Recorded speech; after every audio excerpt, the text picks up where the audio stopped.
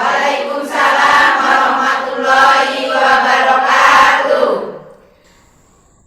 Alhamdulillah, kali ini bertemu lagi dengan saya Rosa di Al-Inayah IJ TV, Inayah Jambi TV, yang tepatnya berada di Jalan Lesmana, Rimbo Bujang, Unit 1, Kabupaten Tebo, yang mana berada di naungan Pondok Pesantren Al-Inayah.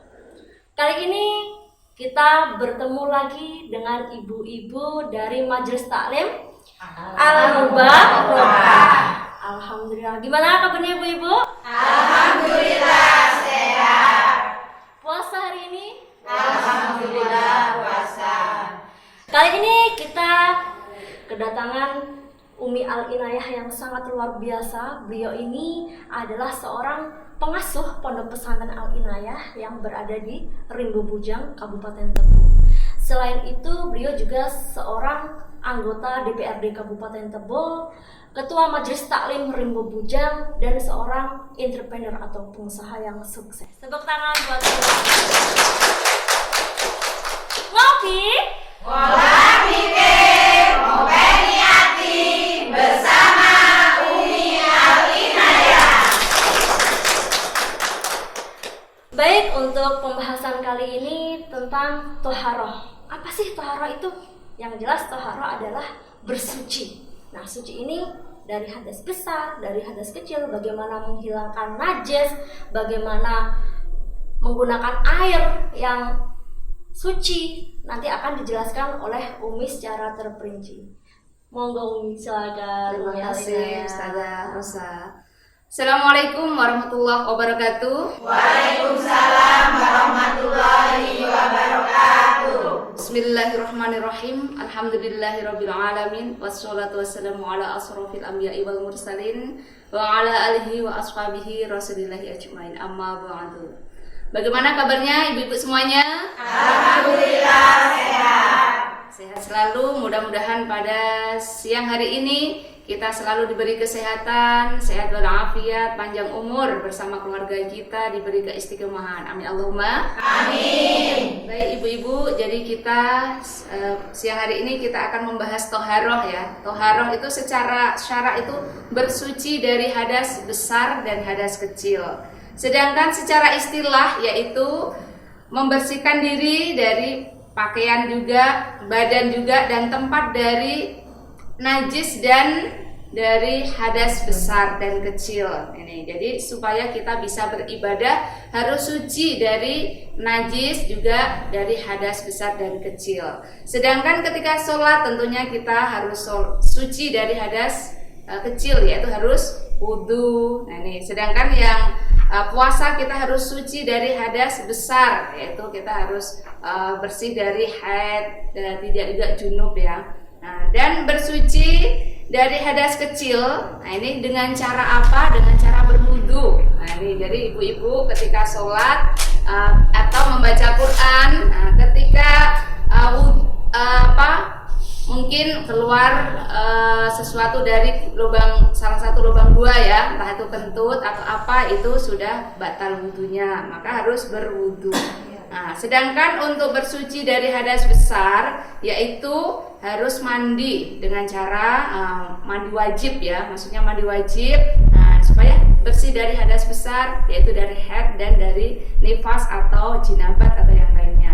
Sedangkan tayamum ini bila keadaan terpepet atau terpaksa. Contohnya ibu-ibu seumpama ada seseorang yang sakit, ketika menggunakan air ini semakin sakit. Nah, ini boleh tayamum. Nah, atau ketika tidak ada air. Kalau di sini mungkin ada air semua ibu-ibu ya. Ya. Alhamdulillah ada air semua, karena air adalah sumber kehidupan kita. Contohnya ketika kita di pesawat, ketika kita haji atau umroh, nah ini di pesawat 10 jam ya. Nah ini tidak ada air untuk berwudu, tidak cukup, maka boleh untuk bertayamum. Nah ini. Seperti dalam Al-Quran surat Mudathir, wathiyabaka fatahhir, maka bersihkanlah pakaianmu. Nah, ini. Dan juga hadis riwayat Muslim, sholat tidak akan diterima tanpa didahului dengan bersuci. Jadi ibu-ibu ketika kita mau sholat maka harus suci dari hadas besar dan juga hadas kecil. Dan tata cara toharoh yaitu salah satunya membersihkan badan pakaian dari hadas dan najis. Juga caranya lagi membersihkan anggota diri kita, hati kita dari dosa-dosa, dan juga membersihkan hati kita dari akhlak yang tercela. Jadi toharoh ini bukan hanya badan saja, maka artinya kan suci. Bagaimana hati kita juga suci atau bersih dari sesuatu dosa dan hal-hal yang tercela. Apalagi ibu-ibu saat ini adalah kita sedang bulan suci Ramadan. Puasa semua ibu-ibu? Alhamdulillah. Mari kita bersihkan diri hati kita dari rasa sombong, rasa dengki, iri dengki, dan lain sebagainya atau dendam. Nah, mudah-mudahan Allah selalu mengampuni diri kita semuanya. Amin Allahumma. Amin. Baik ibu-ibu, sekilas tentang penjelasan yang luar biasa dari Umi Al-Inayah. Masih semangat ibu-ibu? Masih. Nah, jadi IJTV, Inayah Jambi TV ini tidak hanya sekedar memberikan tontonan, tapi juga memberikan tuntunan. Ngopi, Ngolah pikir, ngopeni hati bersama Umi Al-Inayah. luar biasa sekali semangat dari ibu-ibu pada siang hari ini yang terik. Tapi insya Allah hati kita selalu adem. Amin. Baik ibu-ibu, untuk pertanyaannya bisa, kalau ada sesuatu yang sekiranya ibu-ibu kurang paham, bisa mengajukan pertanyaan kepada Umi Al-Inayah. Siapa yang mau bertanya? Saya Umi. Boleh ibu. Bagaimana caranya kalau kita waktu sholat kejatuhan kotoran cicak? Terima kasih Umi. Ya, sama-sama. Ya, bagus sekali pertanyaan ibu ya. Mungkin nanti bisa dijelaskan namanya ibu ya. Ibu siapa ibu? Ibu Supriyati. Oh, Ibu Supriyati. Ya, jadi bagaimana cara membersihkan kotoran cicak ya ketika Ya. kita sholat? Nah ini. Jadi cicak itu kotoran cicak itu dimakfu atau dimaafkan. Jadi cukup mungkin ya pokoknya membuang seperti ini saja ya. Disentil atau ini saja. Mungkin seperti itu ibu ya. Ya itu Ustazah. Ya baik. Jadi bisa pertanyaan selanjutnya dari ibu-ibu, silakan. Saya Oh Ya, iya. silakan ibu. saya mau bertanya Umi. Sebelumnya perkenalkan nama saya Ibu Siti. Saya mau bertanya bagaimana caranya mencuci baju kena kotoran ayam. Mohon penjelasannya. Terima kasih. Nah, baik ibu. Luar biasa ya pertanyaan Ibu Siti ya. Baik, jadi ketika pakaian kita ada kotorannya ya, yaitu mungkin kotoran ayam atau apa. Nah, ini cara mensucikannya yaitu kotoran itu dibersihkan dulu. Dibersihkan dulu, setelah dibersihkan baru dicuci, dikucek pakai sabun ya. Pakai sabun sehingga terus dibilas pakai air yang mengalir. Nah, ini supaya sampai baunya hilang dan bau dan rasa juga warnanya hilang. Seperti itu Ibu ya. Ya, terima kasih. Ya baik. Masih semangat ya ibu-ibu. Alhamdulillah. Nah, boleh pertanyaan lagi dari ibu-ibu terkait dengan Toharoh. toharoh? Saya Umi, Iya, saya Bu. Ibu Inun ingin bertanya bagaimana cara mandi wajib yang benar. Atas penjelasannya saya ucapkan terima kasih. Pertanyaannya yang bagus ini dari Ibu Inun. Biasanya kan kalau ibu-ibu, mohon maaf ini pasti kan ada apa ini sama bapak-bapaknya ya, main malam gitu kan, minta jatah. Terus ketika mandi ternyata belum tahu bagaimana sih mandi yang benar ini, cara bersuci yang benar. Nah, Umi Al-Inayah nanti yang menjelaskan. Ataupun ketika baru selesai haid ya, selesai haid harus mandi wajib, ataupun habis melahirkan, ataupun habis nifas. Nah, ini juga diwajibkan untuk mandi wajib. Yang pertama yaitu mencuci tangannya ya, mencuci tangannya, terus wudhu. Nah, lebih bagus lagi wudhu, sunnah ya, wudhu terlebih dahulu. Terus juga menyiramkan air dari ujung kepala sampai ujung kaki. Nah, ini belah kanan dulu, mungkin lebih bagus lagi nanti belah kiri. Jadi semua sampai lipat-lipatan ini dibersihkan, sampai rambut, sampai ke kulit kepala, sampai dalam kuku ini ya. Ini dibersihkan semua, merata, diratakan oleh air. Nah, dengan bersamai dengan niat menghilangkan hadas besar dari mungkin jinabat, mungkin dari haid, mungkin dari nifas, seperti itu. Jadi selalu kita dalam hati kita ketika mandi selalu berniat bahwa ini adalah mandi wajib. Nah, ini seperti itu. Jadi seluruh tubuh semua harus basah dengan air, gitu Ibu ya. Iya. Berarti harus merata Bu ya, airnya tuh dari atas sampai bawah harus keguyur semua ini badannya, seperti itu. Nah, dan satu lagi, seumpama kita di sungai ya, boleh kita langsung nyemplung ya, langsung masuk ke sungai atau di apalah, pokoknya kalau kan ada sungai ya, itu boleh langsung kita masuk ke situ, boleh. Juga ketika kita airnya seumpama pakai bak yang ada 2 kulah ya ukurannya, itu boleh langsung disiramkan pakai gayung ya yang airnya banyak. Boleh juga ketika airnya kok tidak cukup, khawatirnya nanti jadi mustakmal. Nah, ini cukup air yang mengalir. Jadi semuanya ada tempat air. Nah, kita di bawahnya sambil pakai air yang lewat kerannya lah. Ini kita membersihkan seluruh tubuh kita dengan air, dengan niat kita membersihkan hadas besar, gitu ya, Ustazah. Kalau di sini kan Sungai Batanghari jauh ya Bu ya. Nah, takutnya nanti Ibu nyemplung malah dimakan buaya. Boleh di rawa Bu. Rawa kan juga airnya itu kan banyak. Nah, itu bisa juga digunakan Ibu bisa langsung nyemplung ke rawa gitu. Tapi boleh. sekarang sudah banyak sumur. Oh, sudah banyak sumur Sudah ya. banyak sumur, apalagi sumurnya itu sudah pakai sanyo ya. Alhamdulillah. Jadi sudah pakai bak besar. Nah, nanti kalau seumpama bak besarnya kok nggak cukup atau ini pakai tadi yang dialirkan airnya, atau jangan sampai kembali lagi kalau tidak ada 2 kulah, gitu Ustazah. Iya. Alhamdulillah. Ini ada pertanyaan Umi. Iya. Gini. Dari orang yang dia ini ketika berjalan malam-malam tidak sengaja ternyata ditumbur sama babi. Nah, terus dia kan babi itu kan najis kan Umi ya. Iya. Nah, ini gimana dia caranya? Dia kan bingung mau sholat juga aduh kayak mana. Kena gitu ya, kan. kena mulutnya mungkin Iya, ya. kena Iya. moncongnya ketocros gitu kan. Jadi itu caranya adalah kita harus membersihkan dengan debu dulu ya. Membersihkan dengan debu dulu, ini baru setelah itu dengan air. Nah itu, jadi karena itu najis yang memang berat ya, najis atau mughaladzah. Nah, itu.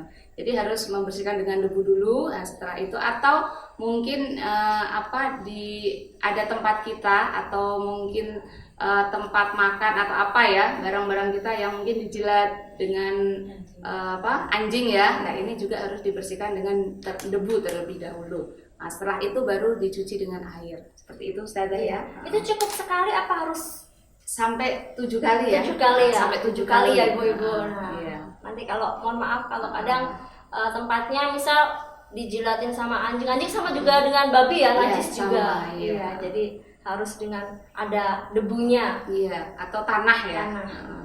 Tapi ini debunya juga harus suci ya Bu. Nanti jangan-jangan debunya itu bekas tanahnya, bekasnya mohon maaf tai anjingnya itu. Wah, jadi malah Tai nanti ayam ya. Iya, tai ayam. Atau kotoran ayam maksudnya. Iya.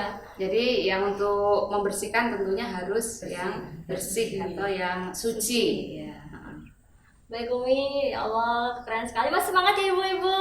Alhamdulillah.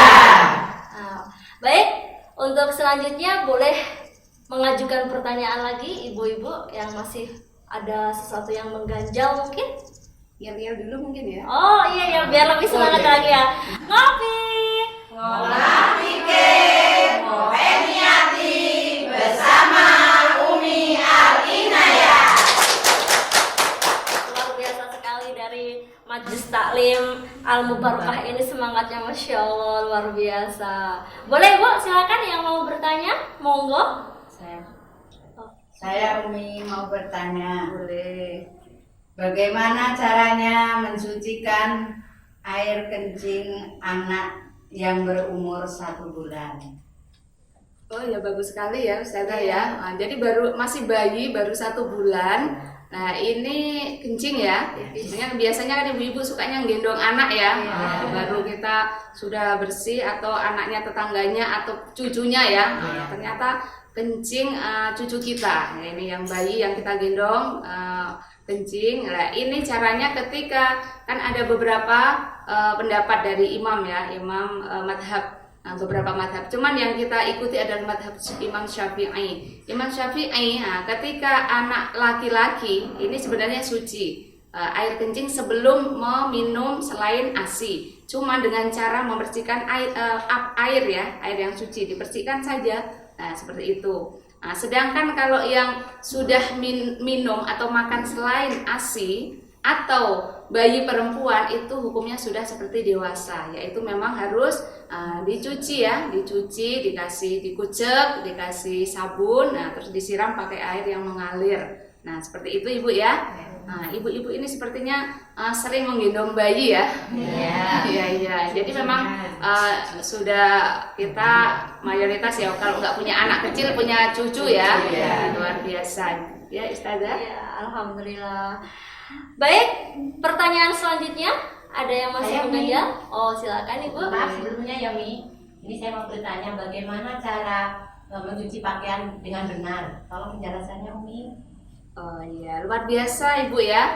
Jadi setiap ibu-ibu ini memang banyak yang mencuci Bu ya, mencuci pakaian dan mengurusi rumah tangga ya, mencuci pakaian anak-anaknya, suaminya. Jadi ibu-ibu ketika kita mau mencuci, kita harus memisahkan, memilah mana pakaian yang ada najisnya dipisahkan, mana yang pakaian yang tidak ada najisnya dipisahkan. Ketika yang tidak ada najisnya seperti biasa dicuci, nah, terus nanti disiram, dibasuh pakai air yang mengalir. Sedangkan yang ada najisnya ini harus dibersihkan dulu, dikucek dulu airnya atau dibersihkan dulu najisnya. Mungkin najis itu ada kotoran, mungkin anak kita ataupun dari kotoran apapun ya, ayam atau apa. Nah ini dibersihkan dulu ya. Sudah bersih baru dikucek pakai sabun. Nah, terus dibilas lagi pakai air yang mengalir. Jadi ini pakaian jangan cemplungkan aja Bu ya. Boleh sih cemplungkan tapi nanti tetap harus disiram pakai air yang mengalir. Nah, jadi setelah dicemplungkan nggak apa-apa, diperes, nah dibuang airnya, terus ada air yang mengalir untuk menyiram pakaian kita. Nah, semoga jadi menjadi pakaian kita bersih dan bukan hanya bersih tapi suci dari najis gitu Ibu ya. Teman-teman buat Umi Alina ya. Ini tadi kan ini ya Umi, kita nyucinya cuci tangan nih manual. Bagaimana kalau nyucinya itu pakai mesin cuci? Kan ibu-ibu sudah modern nih pakai mesin cuci semua ya ibu-ibu. Nah itu bisa dijelaskan Umi? Jadi kalau mesin cuci tentunya tadi najisnya dibuang dulu kan. Nah, setelah itu sudah bersih dari najis masukkan ke tempat mesin cuci. Setelah di mesin cuci tentunya airnya dibuang dulu dan disiram lagi pakai air yang mengalir ya. Nah, disiram pakai karena pingin kita pakaian kita bukan hanya bersih tapi juga suci dengan cara menyiramkan air ke pakaian kita yang bilasannya terakhir ya, bilasannya terakhir. Siapa tahu nanti ada najisnya, masih ada najisnya, makanya harus disiram. Walaupun pakai mesin cuci tetap harus disiram ulang pakai air ya, pakai air yang mengalir seperti itu ya Ustazah. Ya. Dari ibu yang lain mungkin ada pertanyaan terkait dengan toharoh? Sudah cukup ya. Insya Allah apa yang disampaikan Umi ini sudah mengena. Jadi kalau kita menghadapi banyak permasalahan terutama tentang bersuci itu kan pasti ada banyak problem, dan alhamdulillah semua sudah diterangkan Umi dengan lengkap dan semua pertanyaan dijawab dengan baik. Tetap semangat Ibu-ibu.